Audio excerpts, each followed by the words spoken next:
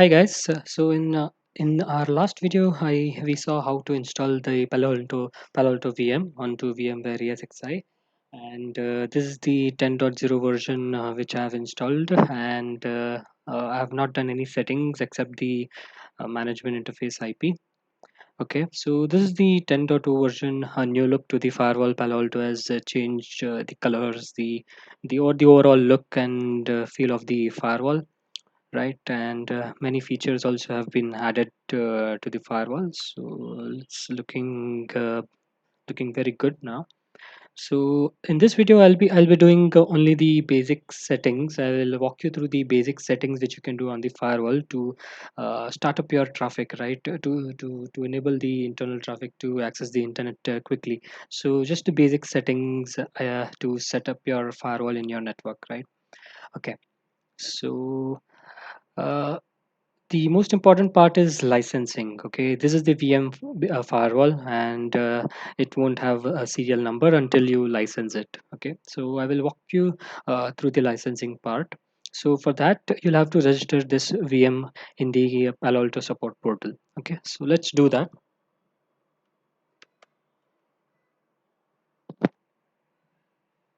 You need to log in with your customer support account.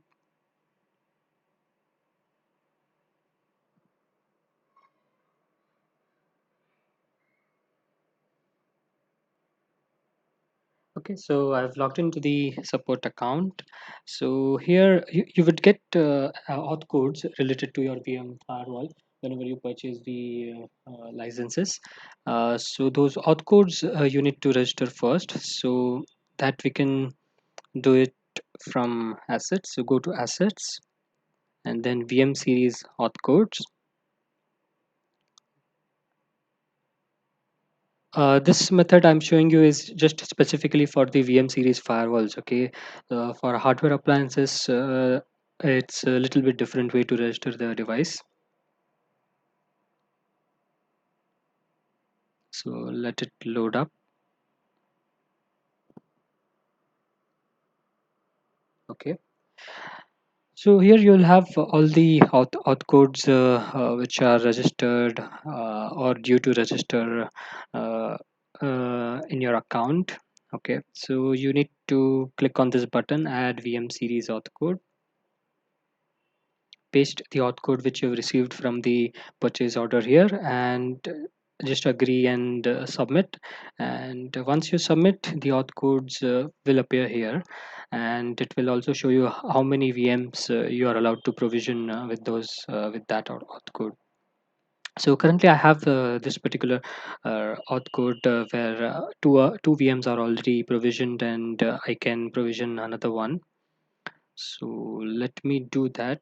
So you need to click on this register VM button besides the auth code for which you need to map this device, and copy the CPU ID and UU ID of the firewall. So this license will be tied to that particular firewall VM instance only. Okay, CPU ID and the UU ID. OS release 10.0 virtual platform ESXi.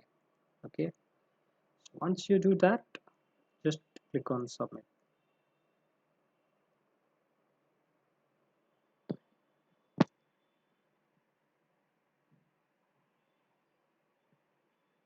Once you click on submit, it will ask you more information regarding the device. Okay, so I will not bother to fill this up right now. So let me put some details because these are the mandatory stuff.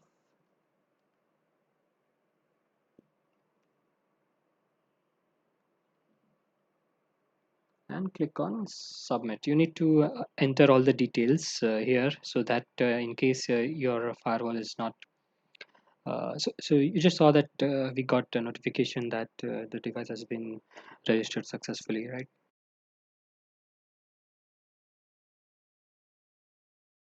Okay, so here you can see that the quantity has been changed. Okay, so now my firewall is registered, and you can see that from the assets devices tab.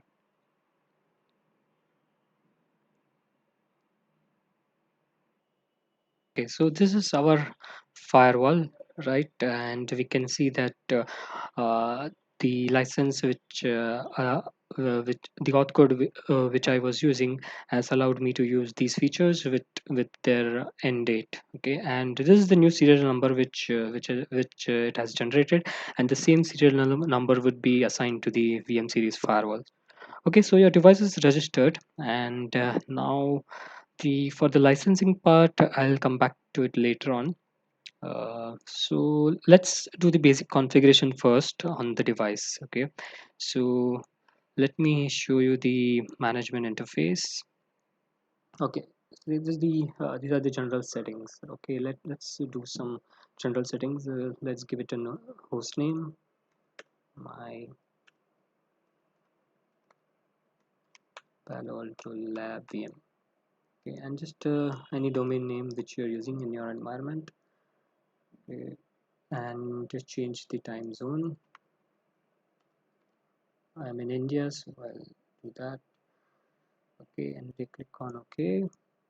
Next, this is the management interface, and by default, ping, HTTPS, and SSH is enabled on the management interface. If you want, you can add permitted IPs also. Now let me go to services, and here we will do the stuff which will allow firewall to access the internet. This is the update server of the Palo Alto. We'll keep it like that, and you need to put your DNS server here, 168.30.72 in my case. Let's add a Google server in the secondary. Okay, I don't have a proxy in my environment. Okay, so I wouldn't put that. I don't have NTP server also in my lab environment, so I have these public NTP servers, freely NTP servers we can use. Okay, so the DNS is set up. Okay, so now if you commit the changes, the firewall will be able to access the internet on its management interface. So let me commit it. So while it commits, I'll just pause my video and come back to it. Okay, it is committed now. Let me close it and let me open up the putty.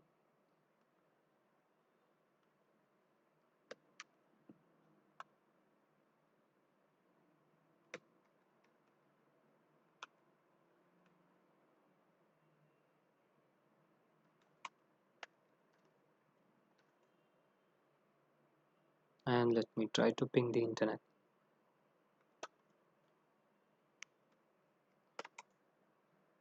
Yep, you can see that it is able to ping the internet.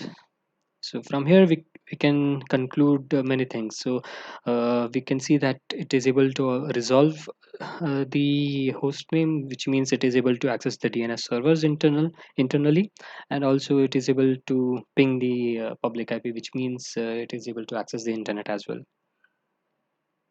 So now let's come back to the licensing. So you click on device and you click on licenses. And since this firewall has internet access, you just click on retrieve license keys from the license server.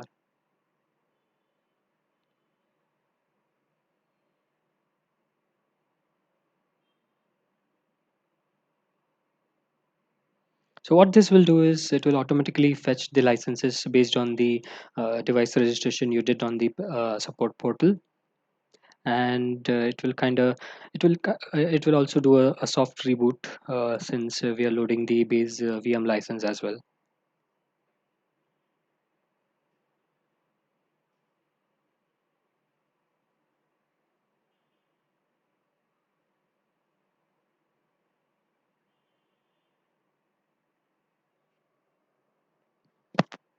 Let me refresh it.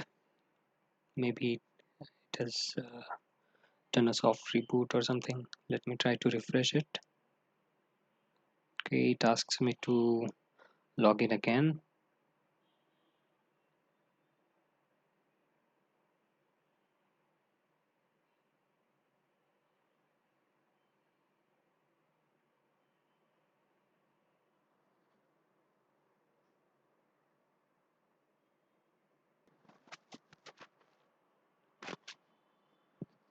So basically, I paused the video because Chrome was giving some issues, and so I switched to Firefox.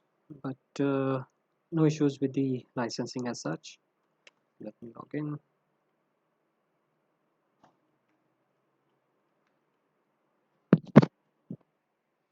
Okay, so I've logged back in. So let us check the licenses now. Nice. And licenses. See, so the licenses have been updated. Okay,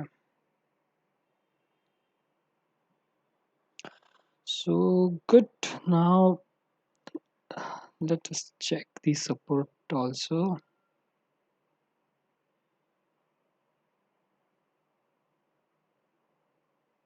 Okay, looks good.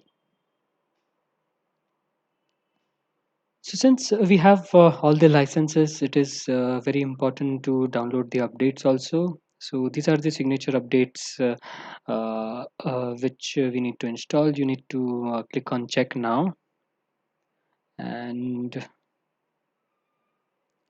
give it a moment.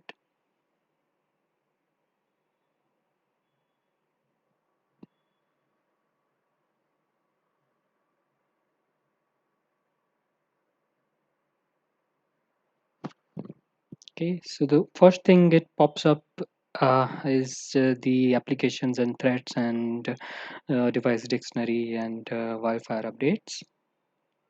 So we can either download them right away, or we can schedule it as well. So what I'll do is I'll schedule it. These are application and thread signatures. We can schedule it with as low as every 30 minutes.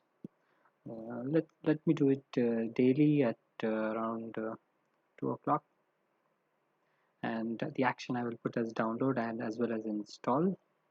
And for the new app IDs, I will put a 24 hours threshold time to review the apps if needed. Okay, so that is done. But to proceed further, like to download the antivirus updates, you need to at least download one update and install it. Okay, so let me sort it with the release date and download the latest one.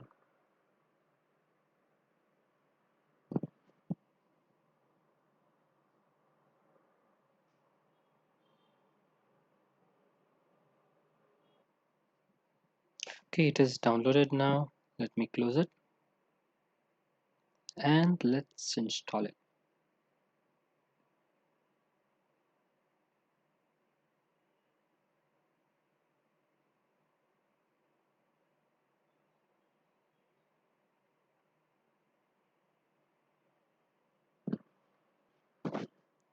Okay, it is installed now.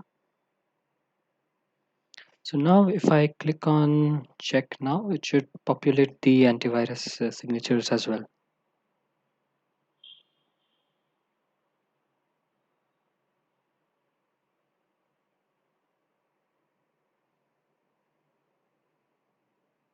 Okay, so here are the antivirus signatures. Let's schedule those also. Recurrence. Now antivirus can be reinstalled every hour, but I'll put it daily. Let's say at around 2:45 in the morning. Download and install both. Okay, fine. So this is the basic antivirus and threats dynamic updates which you need to install if you have the licenses. Now let's go back to our interfaces. So we have already configured the management interface during the startup. Now let's configure some data interfaces.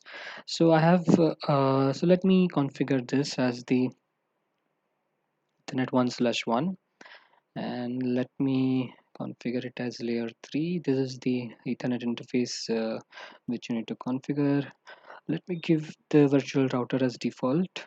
If you want, you can create a new virtual router with any custom name. Zones, there are no zones created right now, so let me create one. So let me give it as trust zone. And I will enable user identification in this zone because my users would get authenticated internally. So I've enabled user ID and IPv4. Usually you give a static IP, but in my case, I want to give it through DHCP since I don't want to disturb other machines in my lab environment. And there is an option to automatically create a default route if you opt for the DHCP client on the interface. But this you do usually for the outside interface. Okay, so I have disabled that. Okay, let's go to advanced, and here you can see a management profile. Management profile will allow you to manage the device on the data interfaces as well. So optionally you can do that.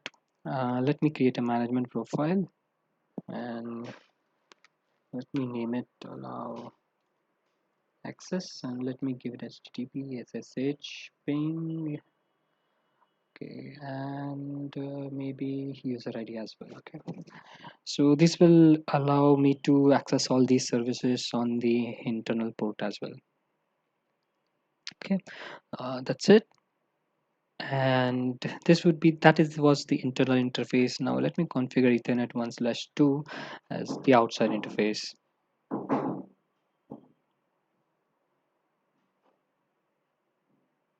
Layer 3 virtual router, the same virtual router I will give it. And zone, I will create one more zone and name it untrust. I won't enable user ID on the untrust zone because users won't get authenticated on that zone. IPv4, let me configure a static IP. Let's say if I give just for the example, I give a 9.9.9.9/24. Okay, this is just for example. Advanced. In this, I don't want users to manage the device through the external interface, right? So I don't want to give HTTP or SSH access, but I might need to ping the outside interface for testing purposes, like for creating IPSEC VPNs and all. If I want to ping it, so I would need that. So I'll just create a profile and give it name ping only and just allow the ping protocol. Okay, ping only. Okay, so our data interfaces are configured, one internal and one external. If you want, you can create more interfaces if that is your requirement. Now let's create static routes. You can create BGP dynamic protocols like BGP, OSPF, RIP on Palo Alto firewalls.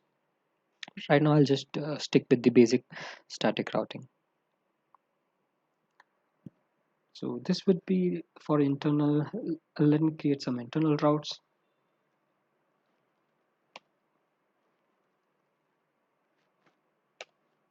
Okay, this will point to my internal interface, and let me give it a default gateway 192.168.30.11.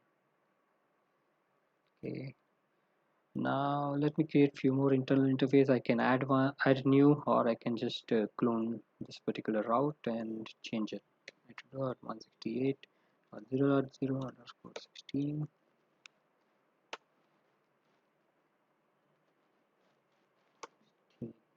and point it to the same interface. Okay, so these are some internal routes, and let me create one external route, the default route.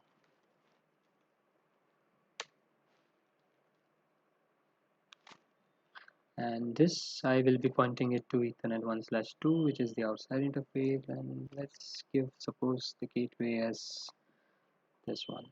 Okay, so we have our default route, we have our internal routes. Okay, both are needed. Oops. So let me click OK. Now the next thing you'll need are the policies.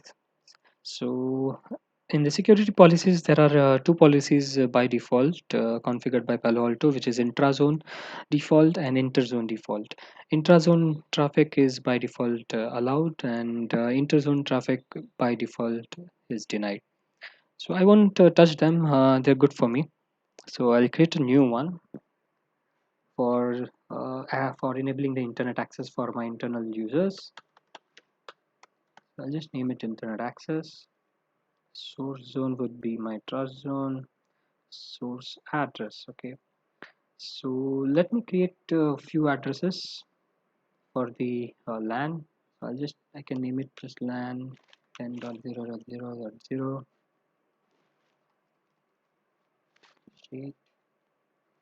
Okay, let me create one more.